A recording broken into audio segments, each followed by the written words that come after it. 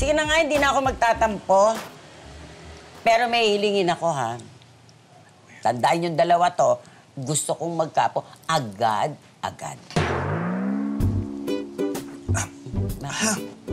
Sarap ng timpla. Opo! Lalo, huwag po kayo mag-alala pag-uusapan po namin ni Agnes yan, no? Apo. Pag-uusapan. Okay. O, ito. May isa pa akong request sa inyo, ha? Ay, ano po yun?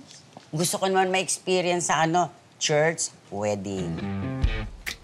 Garden wedding, pwede rin. Garden. Total naman, di nyo naman ako isinama dyan or sinali dyan sa mga secret wedding nyo na yan. Lola talaga. Pwede ko bang masolo muna itong ahan-han ko talaga. Sige, mag-usap kayo doon. Update mo ako, ha? Alik ka dito, bilisan natin, Bilisan mo na rin. Halika dito. Ano ba ang trip mo, ha? Ano yung pinagsasabi mo sa kanila? Bakit mo yung naisip? Anong pinag-iisip mo? Nakadroga ka ba, ha? Bakit na lang sa tama mo? Totoo bang kasal sila? Nag-aaway agad, oh. Ay, naku, Git. LQ ang tawag dyan. Yung mga away-away na ganyan. Pagkatapos ng away niyan, labing-labing na yon.